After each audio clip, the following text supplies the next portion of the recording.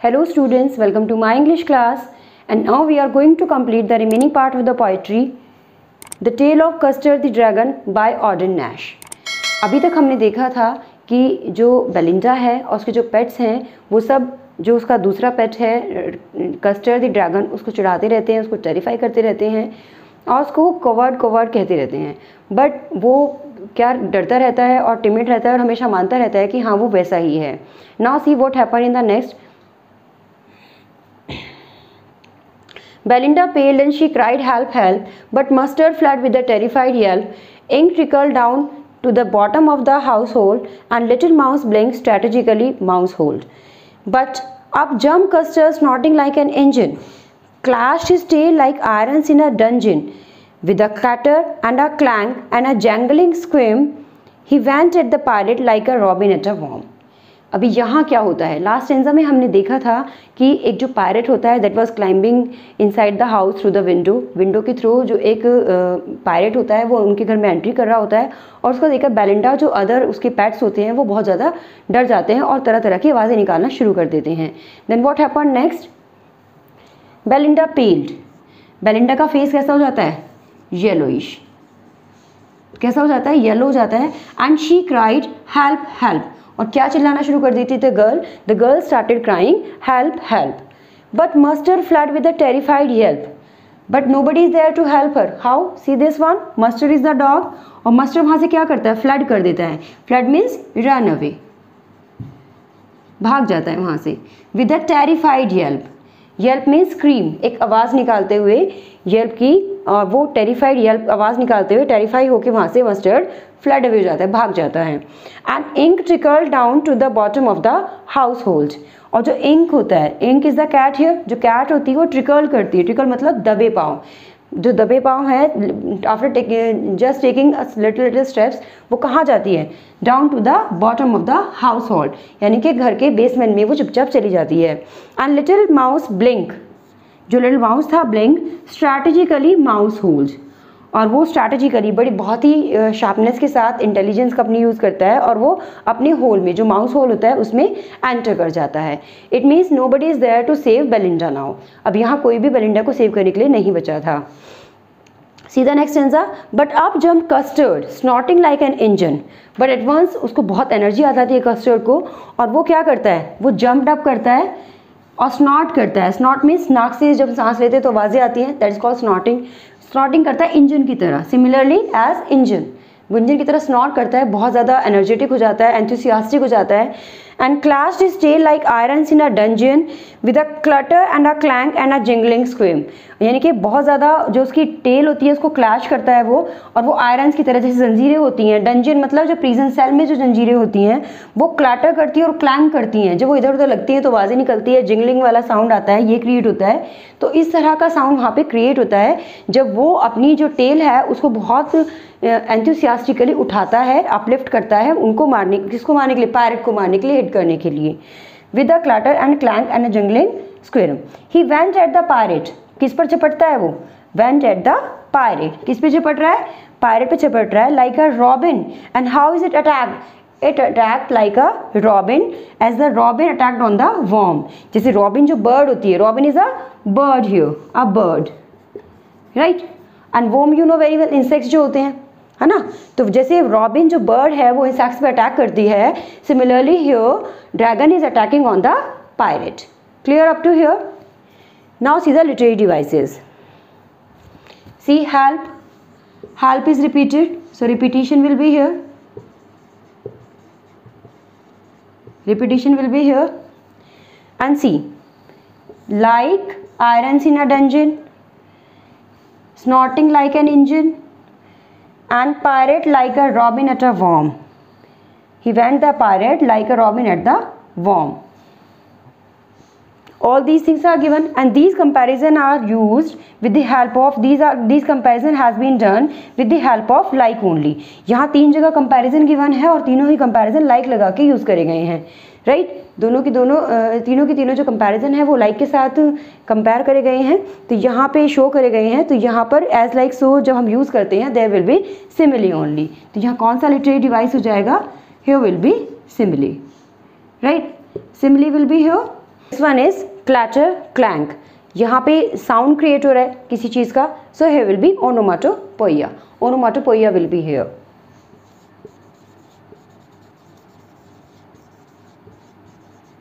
Right, onomatopoeia will be here. Clear? I hope all the things related to this one, these stanzas are clear. Now go to the next one. See the next stanza now.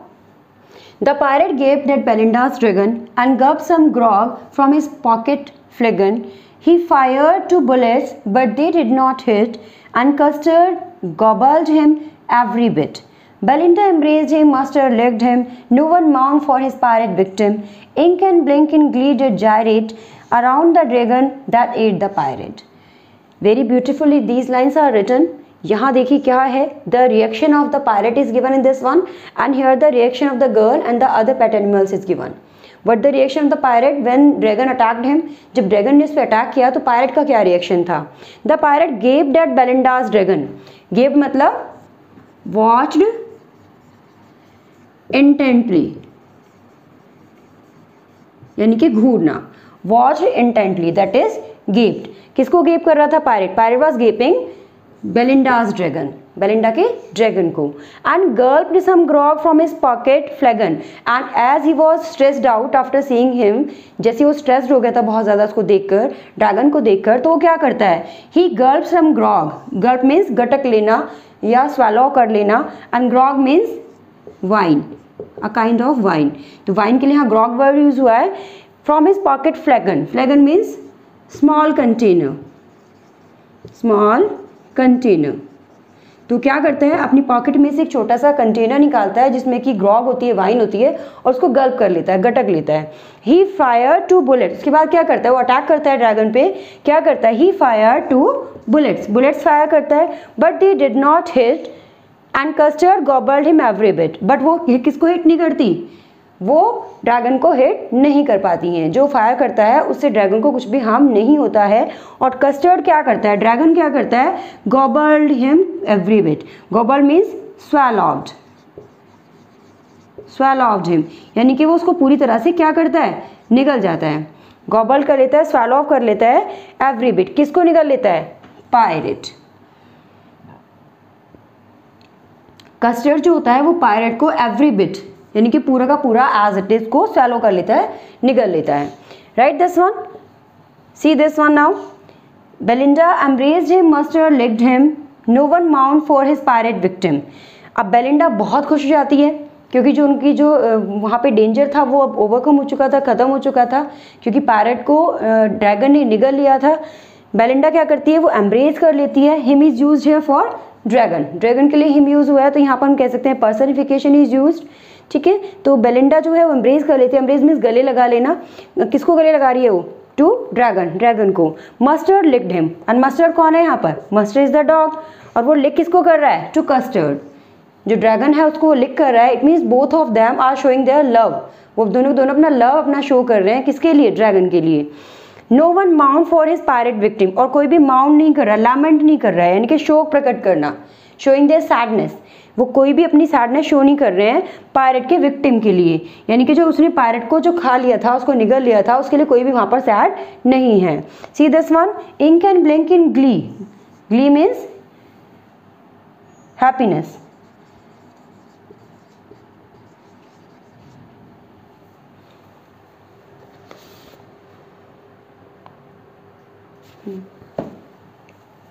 Glee means happiness, and gyrate means danced around.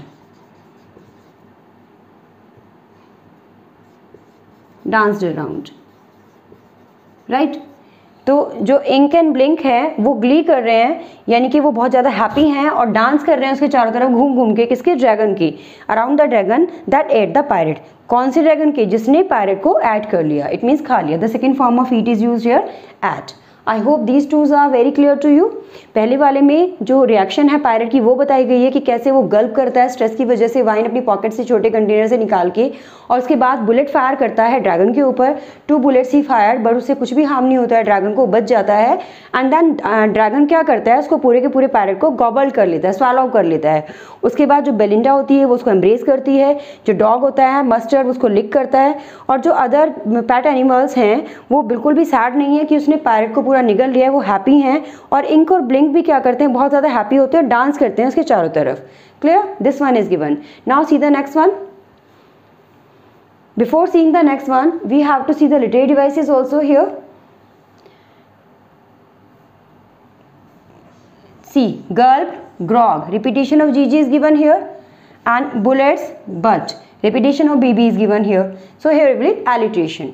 जब same sound जो है first letter repeat होता है, same sound first letter वाला repeat होता है, there will be alliteration only. So यहाँ पर क्या हो जाएगा, alliteration.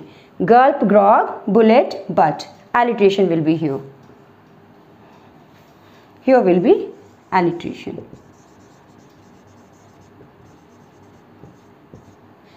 And next one is him, him. Him sound is repeated, so here will be repetition. Same word repeated, then repetition, and sound of first letter is repeated, there will be alliteration. So here will be repetition.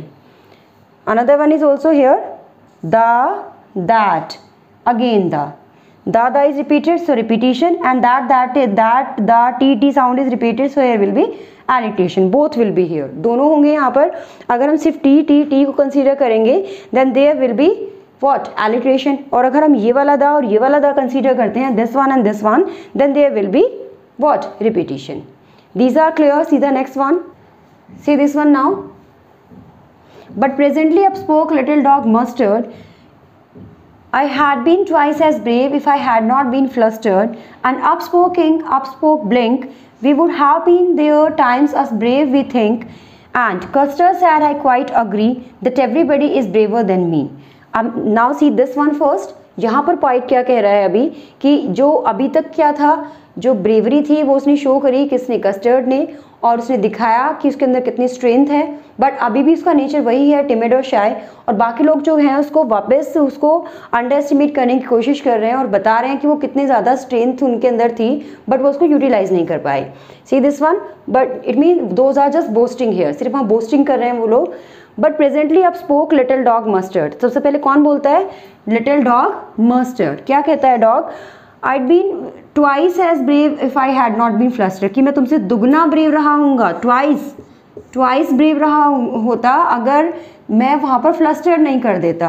Fluster means became nervous, अगर वो nervous नहीं होता तो उसे दुगना बहादुर था, और वो भी पायरेट को हरा सकता था। And up spoke Ink and up spoke Blink. अब जो इंक और ब्लिंक हैं उन्होंने भी बोलना शुरू कर दिया है। Ink you know very well that was the cat and Blink was the mouse. और क्या कहते हैं, we had been 3 times as brave we think। वो कहते हैं वो 3 गुना उससे बहादुर बताने की कोशिश कर रहे हैं खुद को। क्या कहते हैं कि हम 3 गुना बहादुर होते तुमसे अगर हम लड़ते तो। And custard sad I quite agree. और जो कस्टर्ड होता है, ड्रैगन होता है, वो अग्री करता है उनकी बात पे, कहता है हाँ बिल्कुल तुम बिल्कुल ठीक कह रहे हो, बिकॉज उसके अपनी स्ट्रेंथ का पता ही नहीं था, उसको कोई आइडिया ही नहीं था, और अभी भी उसका जो नेचर था वही था, टिमिड और शाय रहने का और दूसरों से दब जाने का। That's why he is telling all these things and God agree with them that everybody is braver than me. और वहाँ पर वो मान लेता है, वापस अग्री करता है that everybody in the house was braver than him. बाकी लोग क्या हैं, उससे ज़्यादा ब्रेव हैं, इसमें उससे ज़्यादा क्या है, ब्रेवर हैं। See this one. Belinda still lives in her little white house with her little black kitten and her little grey mouse and her little yellow dog and her little red wagon and her really truly little pet dragon. अभी ये same stanza जो हमने starting में पढ़ा था that has been repeated, but still यहाँ पर use हुआ है, और ये प्रेजेंट में टेंस आपका है और वो पास में था, just this is the difference, otherwise the same stanza is repeated. And we have already describe this one. अभी भी वो उसी घर में रह रही है अपने जितने पेट्स हैं उनके साथ, जो लिटिल हाउस है उसका वाइट हाउस, उसी में रहती है और एंजॉय कर रही है, right. This one is given. Now see the literary devices of this one. Up spoke and up spoke. Thrice these words have been repeated. That's why here will be repetition.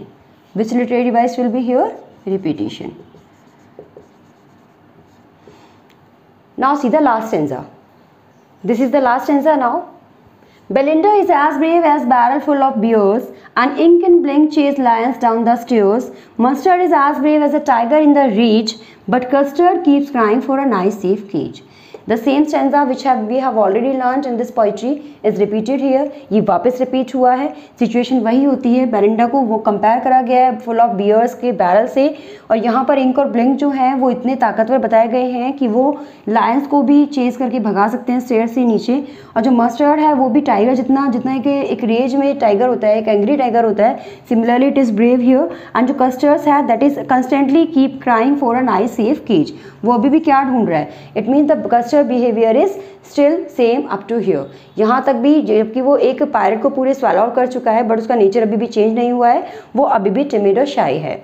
So and one more thing we have to see the rhyming scheme. Rhyming scheme of this poetry is A A B B C C D D. Like this we have to take out. Clear? जो poetry है इसका main idea क्या है? इसमें जो poet है हमें सिर्फ ये क्लियर करना चाहते हैं कि कोई भी क्रिएचर उसको बहुत, अगर वो टिमिड है, शाय है, तो ये नहीं समझना चाहिए कि वो एक कवर्ड है और वो लाइफ में कुछ नहीं कर सकता. लाइक द ड्रैगन हियर, जब उसको टाइम आया तो जो जितने अपने आप को ब्रेव शो कर रहे थे वो सब वहाँ से फ्लड अवे हो चुके थे. Just dragon was there and he himself showed his bravery and save whom? The girl Belinda. और क्या करा उसने? जो पायरेट था उसको पूरा स्वैलो अप कर दिया. राइट? तो हमें किसी को भी अंडर एस्टिमेट करने की कोशिश नहीं करनी चाहिए ये कहकर कि वो ब्रेव नहीं है. Just the situation define this thing that who is brave and who is covered. Right? I hope all the stanzas of the poetry is very clear to you. If you like the video, do subscribe the channel and share it among your friends. If you want to see the first part, the link is given in the description. You can see that from there. Keep learning, keep smiling.